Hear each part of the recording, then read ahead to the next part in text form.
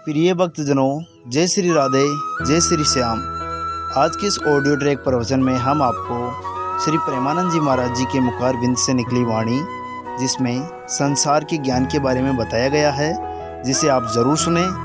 भक्तजनों, कमेंट में जय श्री श्याम, जय श्री राधा ज़रूर लिखें। और अगर आप श्री प्रेमानंद जी महाराज जी के ऑडियो ट्रैक प्रवचन सुनना चाहते हैं तो अपने चैनल को ज़रूर सब्सक्राइब करें।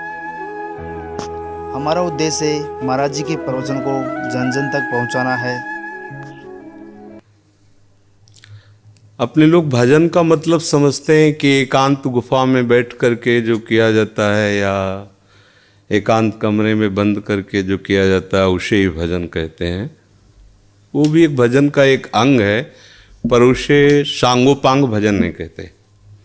सांगोपांग भजन कहते हैं पहले ये स्वीकार करना है संपूर्ण सृष्टि श्री भगवान की है, इसे आस्तिकता कहते हैं और ये सत्य वस्तु है। वेद और उपनिषद जिस बात को प्रमाणित करते हैं वही बात प्रमाणित मानी जाती है। भगवान एकोहम बहुश्यामा, मैं एक बहुत रूपों में हो जाऊं, वो बहुत रूपों में खेल रहे हैं। आप उस सृष्टि में भेजे गए हैं अलग अलग सेवाओं के लिए। कोई डॉक्टर है, कोई मास्टर है, विविध प्रकार के अभिनय करके हमको अपने स्वामी से इनाम लेना है। किसी को वैरागी का अनुभव एक अभिनय है, किसी का रागी का अभिनय है, लेकिन सबका एक अब स्वांग दिया गया है। अपने स्वांग को ठीक से निभा लो तो इस माया प्रपंच से मुक्त हो जाओगे, इनाम मिलेगा। अगर तुम मास्टर हो तो बच्चे में भगवत भावना करके और शिक्षा रूपी भजन उसको दीजिए। जो जिस क्लास की शिक्षा, ईमानदारी से आपके अंदर यही हो कि हे प्रभु, आप बालक रूप से हमारे सामने आए हो, मैं आपको शिक्षक रूप से शिक्षा दूंगी। और उस समय यदि भगवत भाव रहा तो आपने जितने घंटे बालकों को पढ़ाया वो भजन ही है, उससे बिलक नहीं। एक युद्ध क्षेत्र में खड़ा हुआ सूरवीर सामने के सैनिकों की गर्दन उतारता है अपने देश रक्षा के लिए, उसका वो भजन ही है, भजन से कम नहीं है, क्योंकि अपने धर्म के लिए वो युद्ध में वार कर रहा है। अधर्म से किया हुआ हर कार्य निष्फल है और धर्म के लिए किया हुआ हर कार्य भजन है, क्योंकि सृष्टि भगवान की है। अगर एक केवल मान लिया जाएगा कि माला चलाना इतना ही भजन है तो वो भजन के सर्वरूप को नहीं जानता है। अगर ऐसा ही हो तो अर्जुन जी कह रहे हैं श्री भगवान से कि मैं संन्यास लेकर के विरक्त होकर मांग कर खाऊंगा, पर मैं युद्ध नहीं करूंगा क्योंकि इसमें हिंसा होती है। और श्री भगवान कह रहे हैं कि नहीं, तुझे युद्ध करना ही होगा। मां मुनिस्मर युद्ध च, मेरा स्मरण करते हुए तुझे युद्ध करना होगा। तो हमें ये बात समझनी कि हमको जो स्वांग मिला उसमें हम बेईमानी न करें। अगर आप डॉक्टर हैं तो मरीज रूपी भगवान की सर्वतोभावेन सेवा, आपको जो स्वांग मिला है आप उसमें बेईमानी मत कीजिए, सत्यता से चलिए, वही आपका भजन बन जाएगा, उसी से भगवान प्रसन्न हो जाएंगे। पर ये स्मृति रहे कि मैं किसका कार्य कर रहा हूं, बस अगर ये स्मृति चली गई तो अहंकार आ जाएगा। मैं अभिनय में श्रेष्ठ हूँ, मैं अमुक श्रेष्ठ, मैं विद्वान हूँ, मैं ज्ञानी हूँ, मैं महात्मा हूँ, मैं भक्त हूँ, मैं भजनानंदी हूँ। किसी भी बात का अभिमान आ जाना उपासना की वृत्ति का नाश हो जाना है। एक छोटा सा भी कार्य आपको भगवत प्राप्ति करा सकता है, उस कार्य का उद्देश्य बदल जाए। बस हम समझते हैं माला जपना ही केवल भजन। बात समझ, एक आदमी बहुत हिंसा प्रवृत्ति का था, चोर था, और हिंसा में उसको सुख मिलता था। जैसे अलग अलग, वो इतना तमोगुणी था, जब किसी को काटता और तड़पता तो उसे सुख मिलता था। सैकड़ों हजारों को ऐसे काटता रहा। एक दिन एक महात्मा उसकी मार्ग से जा रहे थे, मिल गए। उसने उनको भी वैसे ही प्रताड़ित करना चाहा। तो भगवत प्राप्त महात्मा थे, उन्होंने कहा कि बच्चा, इससे तुमको क्या मिलता है? तो संतों के दर्शन से, संभाषण से अंतःकरण की मलिनता का नाश होता है। यदि अभिमान त्याग कर संतों के पास जाया जाए तो एक एक कदम यज्ञ के समान होता है। संत दरस को चालिए तज माया अभिमान। जो भगवान में वास्तविक रमण करने वाले महापुरुष हैं, उनका प्रभाव होता है। उस पापात्मा जीव की हिम्मत नहीं हो रही थी उनकी तरफ देखने की। उनका बेटा तुम ये सब क्यों करते हो? तो उन्होंने कहा सुख के लिए करता हूँ, संपत्ति छीनता हूँ, मारता हूँ इसे। बोले अभी तुम सुख की पहचान ही नहीं जानते हो, किसे सुख कहते हैं? तो उनका फिर मुझे बताइए आप सुख किसे कहते हैं? तो बोले हमारी बात तुम्हें तभी समझ में आएगी तब तुम निष्पाप हो गए, क्योंकि पापवंत कर सहज स्वभाव भजन मोहिते ही भावन। बोले महाराज क्या करूं जिससे मैं निष्पाप हो जाऊं? तो उनका हमारे भारत में पवित्र देश है, उनमें आप भ्रमण करो, अवगाहन करो, तुम पवित्र हो जाओगे। निष्पाप करने के लिए हमारे बहुत से तीर्थ हैं भारत में, तीर्थपाद प्रभु ने उनको प्रकट किया है। तो महाराज हम कब जानेंगे पवित्र हो गए? तो सिद्ध महापुरुष थे, उन्होंने एक शुष्क लकड़ी दी, सूखी हुई लकड़ी दी, कहा इसे ले जाओ और जब ये हरी होने लगे, इसमें किनगा आने लगे, तो तुम समझ लेना तुम निष्पाप हो गए। चला गुरु को प्रणाम करके 10 किलोमीटर चला हुआ, शाम हुई, एक वृक्ष बड़ा था उसके नीचे रुका। गांव में रहने का स्वभाव उसका नहीं था, और उसमें 4-5 चोर बैठे हुए थे, और वो नीचे जड़ में ऐसे जाके बैठ गया। रात्रि व्यतीत हो तो तीर्थयाटन को जाएंगे। वो ऊपर प्लान बना रहे थे कि इन गांव वालों ने मुझे बहुत सताया है, आज रात्रि में 12 बजे चारों तरफ से आग लगा देंगे और अस्त्र शस्त्र ले जो भागेगा मारेंगे, पूरे गांव को आज नष्ट करेंगे। उसके कान में पड़ी बात, उसने कहा कि तीर्थ यात्रा तो जा ही रहे हैं, अगर इन जो 4 हैं 5 हैं इनको अगर मार देते हैं तो जा ही तो रहे हैं तीर्थ यात्रा में, पूरा गांव बच जाएगा। ये पूरे गांव को मारना चाहते, पशु पक्षी हैं, बहुत से जीव हैं। तो उसने कहा भैया तुम्हारे गुरु हम हैं, तुम 4-5 मिल के मारते हो, हमने अकेले न जाने कितनों को मारा है, आओ हम तुम्हें सलाह बताते हैं कैसे पूरे गांव को नष्ट करना है। तो चारों कूद थोड़ी पड़ेंगे, एक ही एक आएगा। चारों को हम मार दिया। सोचा अब यहाँ हिंसा हो गई, नहीं रुकेंगे। लकड़ी उठाई तो हरी हो गई। उनका गुरुजी ने कहा था जहाँ हरी हो जाए वापस चला गया। वहाँ गया संत भगवान को, संत ने कहा हम जानते थे कि तुम ऐसे स्वभाव वाले हो कि तुम्हें तीर्थ यात्रा सुहाएगी नहीं, वापस आ गए। तो उनका भगवान आपकी आज्ञा पर, आपने कहा था हरी हो, देखो हरी हो गई। बोले कौन से तीर्थ में? बोले तीर्थ लेके आ, 4 को और मार दिया है। बोले बताइए कैसे? उन्होंने बोले देखो बेटा, पहले स्वार्थ के उद्देश्य से मारते थे तो पाप हुआ, लेकिन पूरे नगर के बचाने के लिए 4 को मारा आपने, उद्देश्य आपका दूसरों के सुख के, इसलिए मारना ये आपको तीर्थयाटन से भी अधिक पवित्र करने वाला हो गया। क्रिया वही, उद्देश्य परिवर्तन, फल का परिवर्तन। यदि हम सब अपने धर्म से चले, अपने कर्तव्य को भगवान की पूजा माने, तो जो जहां है उसको अलग से कोई मार्ग चयन नहीं करना, वहीं भगवान की प्रसन्नता के लिए करे, उसको वहीं भगवान की कृपा की प्राप्ति होगी। तो आपको कोई परेशानी का विषय होना ही नहीं चाहिए। आप अध्यापिका बच्चों को पढ़ाइए और बीच बीच में राधा राधा राधा स्मरण कीजिए। जो भी कर रहे हो अपने प्रभु के लिए कर रहे हैं ऐसी भावना कीजिए। इसमें कोई श्रम नहीं, कोई परिश्रम नहीं, कोई अलग से ऐसा नहीं कि नाक दबा के बैठना है, आँख मूंद के बैठना है। प्रतीक जी, श्री हरिवंश महाराज जी, मन बुद्धि बहुत धीरे से भजन से हटा के कई बार सांसारिक भोग और सुखों की तरफ ले जाता है। इससे जितना श्री जी में लगाना का निश्चय आता है उतना मन बाधा उत्पन्न करता है। कृपया मार्गदर्शन कीजिए कैसे हमेशा के लिए इसे अभी हम मन का स्वरूप समझ नहीं पाए, इसलिए हम शिकायत करते हैं मन की। मन बाधा उत्पन्न नहीं करता है, मन को हमने वो पकड़ाया है, वही हमारे सामने पेश करता है। जो चीज हमने अपने मन को नहीं पकड़ाया, जो चीज विषय हमने नहीं भोगा, वो मन हमारे सामने नहीं प्रस्तुत करता। हमने गंदी बातें पकड़ाई हैं, गंदी क्रियाएं पकड़ाई हैं, गंदे दृश्य देखे हैं, गंदा चिंतन करवाया है मन से, तो वही वो बातें पकड़े हुए हैं। अब आप सत्य चिंतन की तरफ जाओगे तो जो पहला उसे डिलीट करना होगा ना, जो पहला उसे मिटाना होगा। ये जो नाम है, ये जो मंत्र है, ये उसको डिलीट करता है। तो जब कोई साधक भजन में बैठता है तो उस समय उसकी गंदी बातें सामने आती हैं, वो उसमें नई नहीं आ रही, जो उसमें भरी हुई है मन में, वो नाम निकाल रहा है। तभी तो मन निर्मल होता है भजन करते करते। अब उसकी प्रेरणा से आप कोई नया पाप कर्म न करें। जैसे अंदर कोई गंदी बात आ रही, आप धैर्यपूर्वक नाम जपते रहिए और विचार कीजिए जा रही है। दूसरी बात, मन वहां जाता है जहां जहां हमने अपनी प्रीता रख रखी है। हमारा मन मांस में कभी नहीं जाएगा, क्योंकि कभी उस मदिरा में कभी नहीं जाएगा, नहीं जाएगा, क्योंकि उसकी मान्यता हमारे अंदर, उसके अंदर कोई भाव हमारा अंदर नहीं बैठा है। अगर हमारे अंदर जो जो विषयों ने भाव बैठा, हमारा मन वहीं जाता है। सच्ची बात समझो, बिना कनेक्शन के बिजली नहीं जाती। ऐसे ही जब तक आपने संबंध विषय वस्तु पदार्थ से नहीं बना, तब तक आपका मन नहीं जाएगा। तो देखो, डरना नहीं है, घबराना नहीं है, मन जहां जहां जाए बार बार वहां से हटा के अपने लक्ष्य में लगाना है। हमारी विजय होगी, क्योंकि हमारा मार्ग सत्य है और हम भगवान के जन हैं। पर देखो, धोखेबाजी पाखंड नाटक नहीं करना चाहिए इस मार्ग में। हम ये कहते हैं कि तुम्हें विषय सेवन करना है, तुम्हें स्त्री शरीर प्यारा है, या तुम स्त्री शरीर साधो को पुरुष शरीर प्यारा, तो नाटक करने की, बाबा जी बनने की जरूरत नहीं।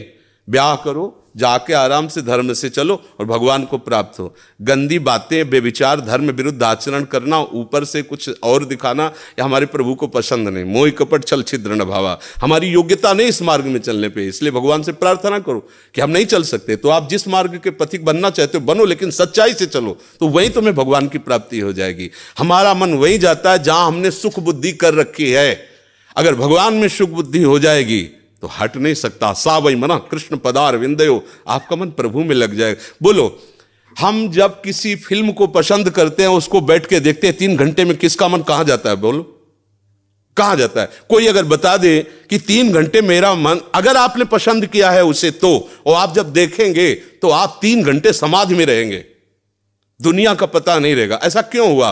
वो एक झूठा रचा हुआ नाटक था, एक झूठा दृश्य अभिनय किया गया था, लेकिन मेरी पसंद है तो मैं 3 घंटे बिल्कुल अपने मन को कहीं नहीं जाने दिया, और भजन में बैठते हो मन भागता है। क्यों? क्योंकि पसंद नहीं है हमारी। हम करना चाहते पर पसंद नहीं है। आप देख लीजिए ना, कोई भी आप सीन देख लीजिए, कोई भी आप विषय देख लीजिए, जिसमें आपको पसंद है वही मन पकड़ लेगा। तो भाई मन की क्या गलती? मन को लोग गाली देते रहते हो, मन बड़ा गंदा है। आपने जहां उसे खड़ा किया वो आपका सपोर्टर है। आपने उसे गंदी आदत दे दी, गंदी आदत, अच्छी आदत दे, एक क्षण के लिए भी भगवान का विस्मरण नहीं हो सकता। गला काटने पर भी उसको आप पकड़ा के तो देखो नाम। ऐसा होता तो ये जो विश्व में हमारे संत महात्मा है, सब नाटक ही थोड़ी होता है। असली नोट का ही नकली बनाया जाता है, नकली का असली नहीं होता है, असली का ही नकली होता है। तो अगर कोई पाखंड भी करता है तो उसी असलियत का स्वांग करता है, तो असली है ना। जो असली है, एक क्षण के लिए भी भगवान का स्मरण कभी टलता नहीं है। सोते जागते, उठते बैठते, चलते फिरते सच्चिदानंद भगवान उसके स्वभाव में, उसके जागृत स्वप्न इस स्फुरत में, चाहे स्वप्न में हो चाहे जागृत में हो, स्फुरत हर समय प्रभु का स्मरण। ऐसा क्यों हुआ? उसने अभ्यास किया है। आंख लगा के हम निशाना नहीं लगा सकते, क्यों? अभ्यास नहीं। और ऐसे भी है, ऐसे मार देंगे, क्यों? अभ्यास। ऐसे ही आपने भजन का अभ्यास नहीं किया, पूर्व मन में विषयों किया, तो देखो आंख मूंदते, आंख खोलते विषय चिंतन होता है, भगवत चिंतन नहीं। तो घबराने की जरूरत नहीं, गलत अभ्यास को अच्छे अभ्यास से मिटा देना है, कोई बड़ी बात नहीं। हम भगवान के अंश हैं, उनके बच्चे, हम कुछ भी कर सकते हैं। आप ये बात सब लोग बैठा लीजिए, कोई आकाश से पैदा नहीं होता, सब उसी जीव स्वरूप से आते हैं, ईश्वर के अंश, सब कुछ कर सकते हो। जब नारायण नर बन सकता है तो नर नारायण बनने में कोई संशय नहीं। आप चलो तो, पर आप भजन न करो, विषय सेवन करो तो बात अलग हो जाएगी। इसलिए सब नाम जप करो, गंदे आचरण मत करो, जिससे दूसरों का अहित और दुख होता है ऐसी ना बात करो, ना ऐसी चेष्टा करो। भगवान कृपा करेंगे, आप सदैव सुखी रहोगे, आनंदित रहोगे। प्रिय सखी, गुरुदेव भगवान के चरणों में कोटि कोटि नमन। गुरुदेव भगवान, इस शरीर से काम वासना खत्म हो गई है, पति को काम वासना बहुत है, क्या करूं, मार्गदर्शन करें। पति के अनुकूल चलना चाहिए। जब 2 पाणी ग्रहण करते हैं, पति और पत्नी, तो एक दूसरे को सहयोग करके मित्र भाव से चलाना चाहिए। हमें अपनी रुचि दूसरे पर नहीं थोपनी चाहिए, बात ध्यान रखना चाहिए। हम दोनों एक मार्ग के साथी हैं, तो हमको चाहिए कि हमें अपनी रुचि उसके अनुकूल करनी चाहिए, उसको चाहिए कि हम अपनी रुचि को एक दूसरे के अनुकूल कर ले। अगर आपकी रुचि नहीं है तो पति को मनाइए और अपनी रुचि में उसको अनुकूल कीजिए। अगर वो अनुकूल नहीं होता तो आप कोशिश कीजिए कि आपकी वृत्ति के कारण कहीं वो व्यभिचार में ना उतर जाए, गंदे मार्ग में न जाए, उसका साथ दो, आप उसकी साथी हो। आपका ब्रह्मचर्य उतना महान नहीं होगा जितना पति की आराधना महान होगी। पति को एक मित्र है, मान लो हम कह रहे हो वो पति परमेश्वर होता है, ऐसा मत मानिए। तो एक मित्र है, हम दोनों मिलकर के संसार मार्ग में चलना, तो हमारी रुचि ही पूरी थोड़ी होती है, दोनों की रुचि मिलनी चाहिए। अगर दोनों रुचि, दोनों ब्रह्मचारी रहो। अगर एक की रुचि नहीं तो दूसरे को सपोर्ट करना चाहिए कि कहीं वो लड़खड़ा के गिर न जाए, उसका मार्ग न भ्रष्ट हो जाए। हम ये देखते हैं कि 4 दिन बाद पति पत्नी ऐसे तलाक, ये क्या है क्या? सिर्फ अपनी रुचि का पोषण नहीं होना चाहिए। अगर हम 2 मिलते हैं, दोनों मित्र बनते हैं, तो एक दूसरे की रुचि का आदर करें, एक दूसरे की रुचि का सहयोग करें, तभी तो जीवन यात्रा चलेगी। नहीं तो कब ऐसे नहीं चलेगा। आप ब्रह्मचारी बन के बैठो और वो व्यभिचार में प्रवृत्त हो जाए तो आपने पानी ग्रहण किया था, ये आपकी मित्रता नहीं सही रही। हाँ, वो बहुत ही व्यभिचारी है, अन्य अन्य अन्य, तो फिर अपने को अलग कर लेना चाहिए। अगर वो एक पत्नी व्रत है तो हमें उसका सहयोग करना चाहिए, उसमें ब्रह्मचर्य की तरफ वृत्ति न रखकर अपने पति की अनुकूलता की तरफ वृत्ति रखनी चाहिए। महर्षि, आप भारतीय क्रिकेट टीम के कप्तान हैं और ये फिल्म इंडस्ट्री में अभिनेत्री हैं, ऐसा आपका परिचय है? तो ये आपसे मिलने आया था, आपका सत्संग सुनते हैं महर्षि। श्री जी का माला इनको और चुनरी सखी को पहना दीजिए। जी महर्षि।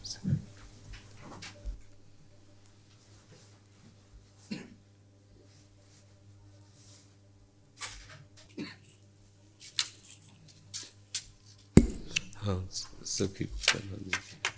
ये माला हमारी श्री जी की प्रसादी। देखो, एक कोई छोटी माला श्री जी की प्रसादी इस बच्चे को पहना दो। हाँ, बच्चा है, बड़ा माला नहीं।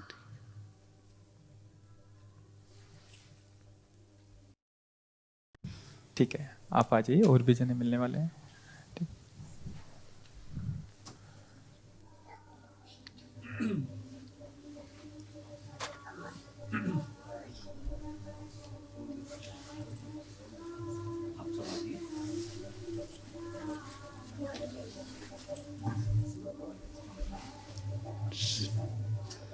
जय जय श्री।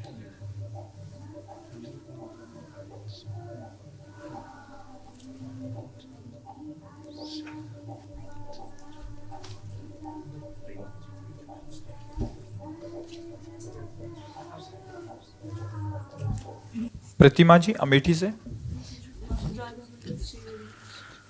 मेरे प्यारे गुरुदेव भगवान, आपके चरणों में कोटि कोटि प्रणाम।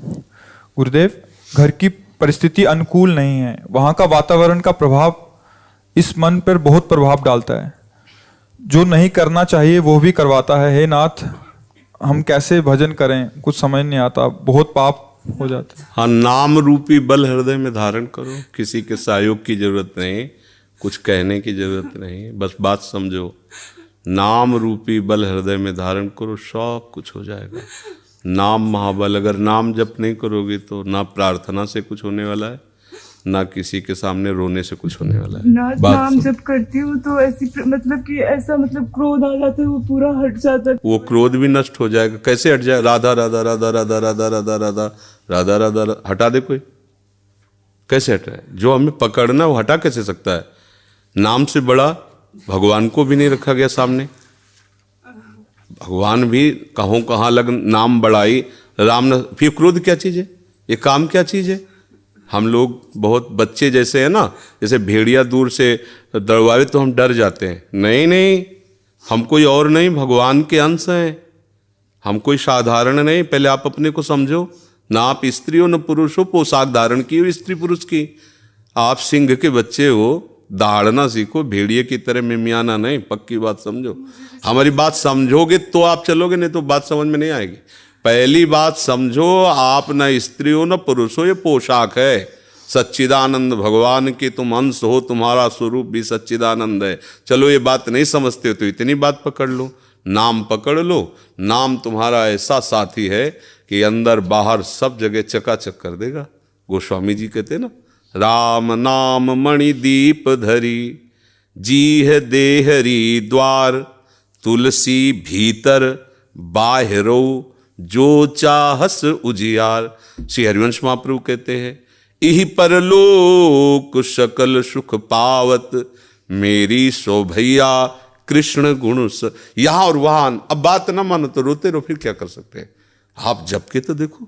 बोले हमारा मन है ऐसी तैसी मन की, राधा राधा राधा राधा राधा राधा राधा राधा राधा राधा। अब करे मन, हमको छोड़ना नहीं है। नाम जी है जपि जागे जोगी, अहो वत्स पचतो गरीयान या जिभ्याग्रे वर्तते नाम तुभ्यम।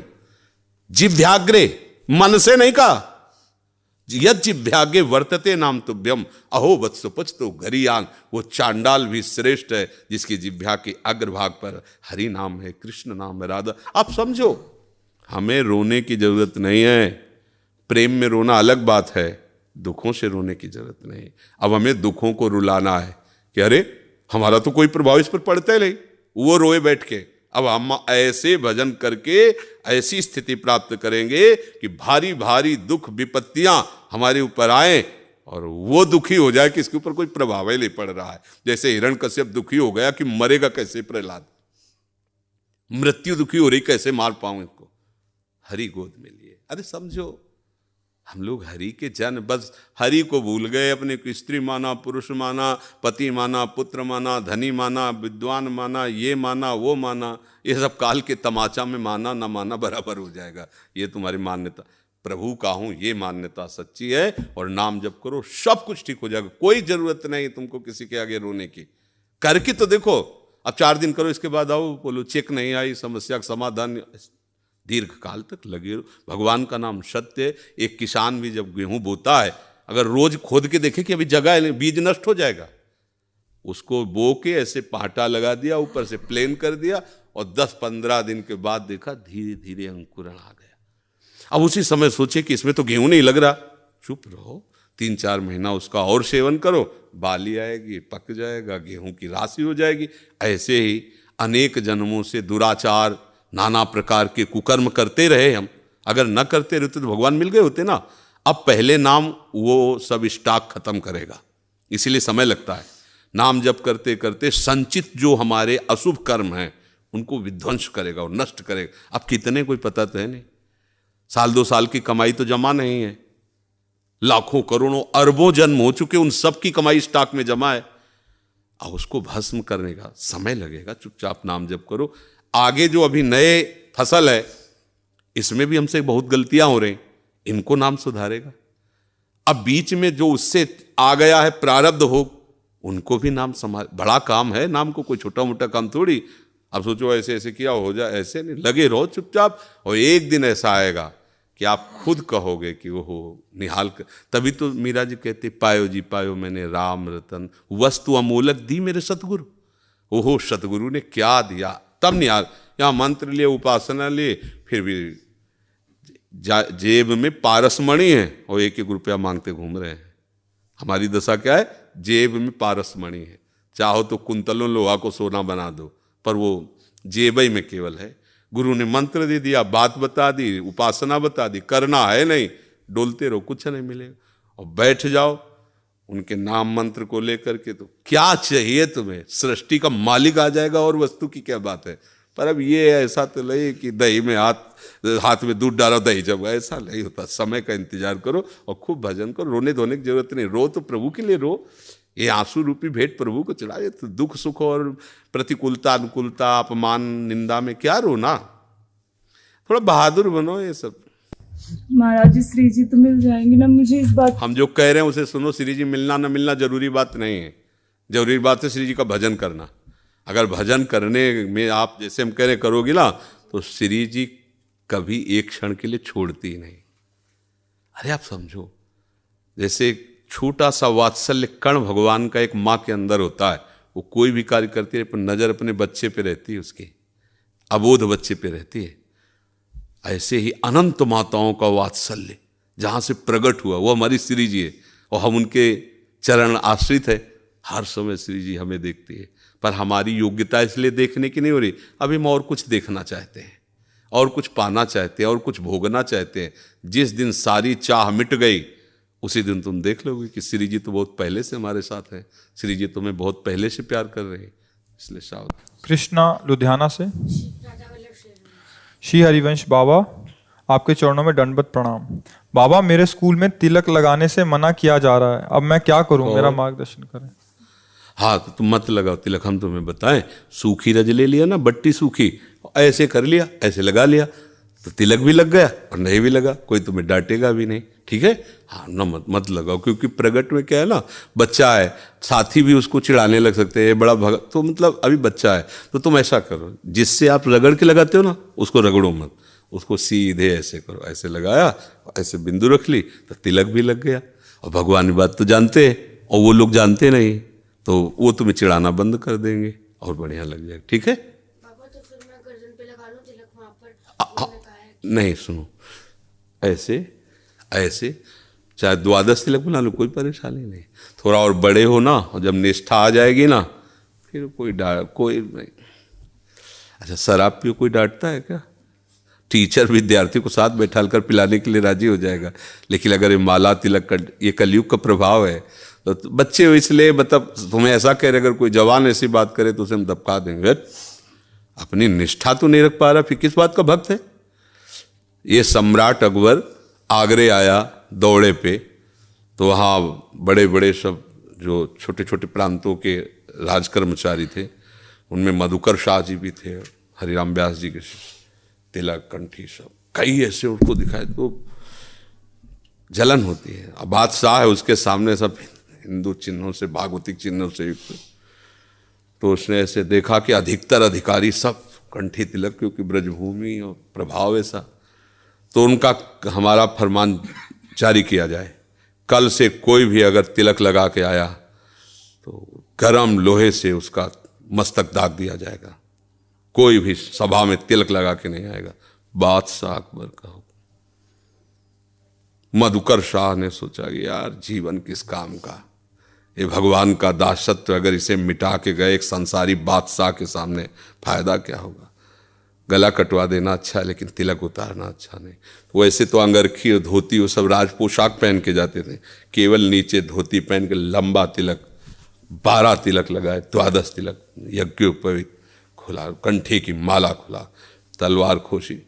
सभा में देखा कोई भी तिलक नहीं लगाया था, क्योंकि बादशाह का हुक्म, बादशाह वो तत्काल तो मृत्यु दंड दे सकता है। गए, सामने खड़े हो गए, द्वादश तिलक। उनका अकबर सम्राट ने कहा, सुना नहीं था कल का फरमान मधुकर शाह? खींच ली तलवार। उनका, आप एक मुल्क के बादशाह हैं, ये अनंत मुल्कों के बादशाह का तिलक है, मेरी गर्दन कटने पर ही ये मिटेगा, ऐसे नहीं मिट सकता। जिसकी ताकत हो मिटा के देखे आके। बदल गया, 1 सेकंड में बादशाह बदल। बोले वाह वाह वाह, यही हम देखना चाहते थे कि इस तिलक में किसकी निष्ठा है। धन्य है मधुकर शाह, तुम वास्तविक तिलक के अधिकारी। ऊपर बैठा ला बगल में, जो भागवतिक तेज से, मानो ऐसा लगा कि इनसे अब कोई आंख नहीं मिला सकती, भागवतिक तेज से संपन्न होकर, कि ऐसे नहीं मिट जाएगा तिलक, गला कटेगा तब मिटे। देखे कौन आ। भक्तजनों, अगर आपको और भी अधिक प्रवचन सुनना है तो ऑडियो ट्रैक के माध्यम से हमारे चैनल पर प्रवचन अपलोड कर दिए गए हैं, आप उन्हें जाके ज़रूर सुनें। और इसी तरीके के प्रवचन की सबसे पहले जानकारी के लिए अपने चैनल को ज़रूर सब्सक्राइब करें और कमेंट में जय श्री राधा, जय श्री श्याम ज़रूर लिखें। धन्यवाद।